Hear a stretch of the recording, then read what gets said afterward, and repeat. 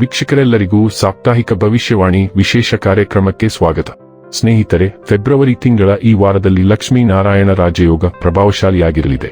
ಈ ವಾರ ಕುಂಭ ರಾಶಿಯಲ್ಲಿ ಬುಧ ಮತ್ತು ಶುಕ್ರ ಗ್ರಹಗಳ ಸಂಯೋಗವು ನಿರ್ಮಾಣಗೊಳ್ಳುವುದು. ಇದರಿಂದಾಗಿ ಲಕ್ಷ್ಮೀ ನಾರಾಯಣ ರಾಜಯೋಗದ ಸೃಷ್ಟಿಯಾಗಲಿದೆ. ಜ್ಯೋತಿಷ್ಯ ಶಾಸ್ತ್ರದಲ್ಲಿ ಲಕ್ಷ್ಮೀ ನಾರಾಯಣ ಯೋಗವನ್ನು ಬಹಳ ಶಕ್ತಿಶಾಲಿ ಮತ್ತು ಪ್ರಭಾವಶಾಲಿಯಾದ ಯೋಗ ಎಂದು ಕರೆಯಲಾಗುತ್ತದೆ. ಇದು ವ್ಯಕ್ತಿಗೆ ಜ್ಞಾನದೊಂದಿಗೆ ಅಪಾರ ಧನ ಲಾಭವನ್ನು ನೀಡಲಿದೆ.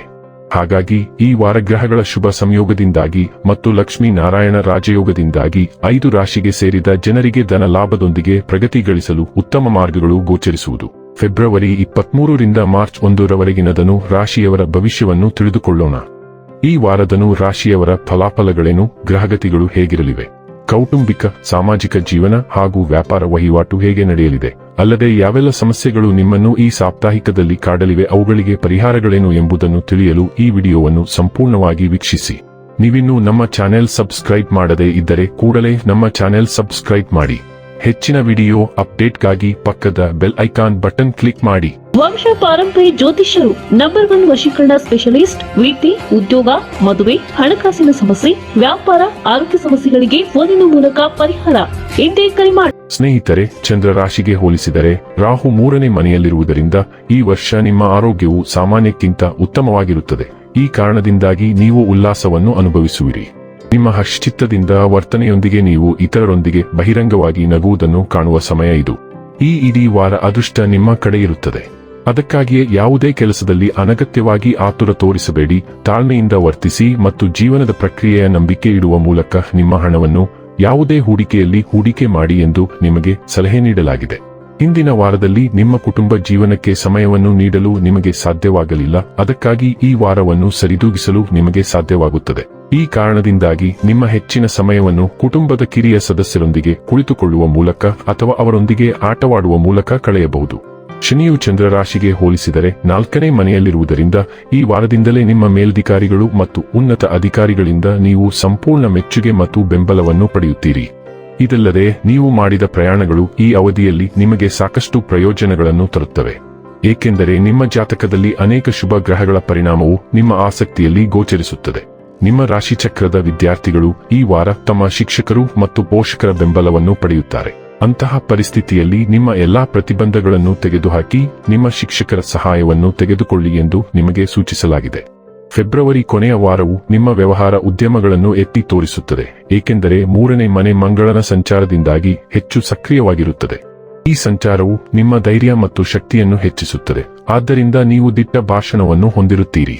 ಮಂಗಳನ ಸಂಚಾರದಿಂದಾಗಿ ನಿಮ್ಮ ಒಡ ಹುಟ್ಟಿದವರು, ನೆಟ್ವರ್ಕ್ ವಲಯಗಳು ಮತ್ತು ನೆರೆಹೊರೆಯವರೊಂದಿಗೆ ನೀವು ವಾದಗಳಲ್ಲಿ ಕೊನೆಗೊಳ್ಳಬಹುದು.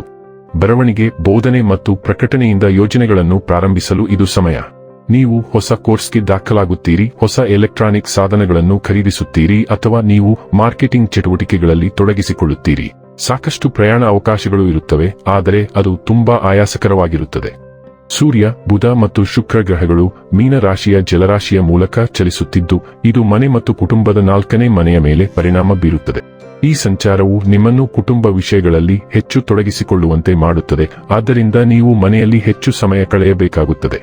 ನಿಮಗೆ ಕೆಲವು ಮನೆ ಸುಧಾರಣೆ ಯೋಜನೆಗಳು ಇರುತ್ತವೆ, ಆದ್ದರಿಂದ ನೀವು ಹೆಚ್ಚಿನ ಹಣವನ್ನು ಖರ್ಚು ಮಾಡುತ್ತೀರಿ. ರಿಯಲ್ ಎಸ್ಟೇಟ್ ವ್ಯವಹಾರಗಳು, ನವೀಕರಣ ಮತ್ತು ಸ್ಥಳಾಂತರಕ್ಕೆ ಸಂಬಂಧಿಸಿದ ಯೋಜನೆಗಳು ಸಹ ಇರುತ್ತವೆ. ಬುಧ ಗ್ರಹವು ದುರ್ಬಲವಾಗಿರುವುದರಿಂದ ನೀವು ನಿರ್ಮಾಣ ಅಥವಾ ನವೀಕರಣಕ್ಕಾಗಿ ಯಾವುದೇ ಒಪ್ಪಂದಗಳಿಗೆ ಸಹಿ ಹಾಕುತ್ತಿದ್ದರೆ ನೀವು ತುಂಬಾ ಜಾಗರೂಕರಾಗಿರಬೇಕು. ಈ ಹಂತದಲ್ಲಿ ಕುಟುಂಬ ಸಭೆಗಳು ಮತ್ತು ಪೂರ್ವಜರ ಆಸ್ತಿಯ ಸಮಸ್ಯೆಗಳು ಸಹ ಬರಬಹುದು. ಈ ವಾರ ಬುಧ ಗ್ರಹವು ಹಿಮ್ಮುಖ ಚಲನೆಯನ್ನು ಪ್ರಾರಂಭಿಸುತ್ತದೆ, ಅಂದರೆ ಕೆಲವು ತಾಂತ್ರಿಕ ದೋಷಗಳು, ಪ್ರಯಾಣದ ಅಡಚಣೆಗಳು ಮತ್ತು ಸಂವಹನ ಸಮಸ್ಯೆಗಳು. 4ನೇ ಮನೆಯಲ್ಲಿ ಹಿಮ್ಮುಖ ಚಲನೆ ಸಂಭವಿಸುವುದರಿಂದ ಮನೆಯಲ್ಲಿ ಸಮಸ್ಯೆಗಳು ಉಂಟಾಗುತ್ತವೆ. ಯಾವುದೇ ವಾದಗಳನ್ನು ಪ್ರಾರಂಭಿಸಬೇಡಿ ಮತ್ತು ಕುಟುಂಬ ರಾಜಕೀಯದಿಂದ ದೂರವಿರಿ. ನೀವು ದೀರ್ಘಕಾಲದಿಂದ ಕಾಣೆಯಾಗಿದ್ದ ಸಂಬಂಧಿಕರನ್ನು ಭೇಟಿಯಾಗುತ್ತೀರಿ, ಆದರೆ ಅವರೊಂದಿಗೆ ವಾದಗಳಿಗೆ ಅವಕಾಶಗಳಿವೆ.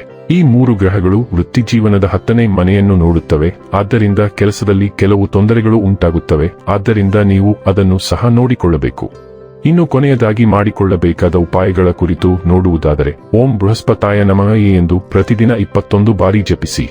ವೀಕ್ಷಕರೇ, ಇದಾಗಿತ್ತು ಧನು ರಾಶಿಯ ಜಾತಕದವರ ಫೆಬ್ರವರಿ 23 ರಿಂದ ಮಾರ್ಚ್ 1 ರವರೆಗಿನ ಫಲದ ಮಾಹಿತಿ ಇಷ್ಟವಾದರೆ ವಿಡಿಯೋವನ್ನು ಲೈಕ್ ಮತ್ತು ಶೇರ್ ಮಾಡಿ. ಹಾಗೆ ಚಾನೆಲ್ ಸಬ್ಸ್ಕ್ರೈಬ್ ಮಾಡುವುದರ ಜೊತೆಗೆ ನಿರಂತರ ವಿಡಿಯೋ ಅಪ್ಡೇಟ್ಸ್ಗಳಿಗಾಗಿ ಪಕ್ಕದ ಬೆಲ್ ಐಕಾನ್ ಕ್ಲಿಕ್ ಮಾಡಿ.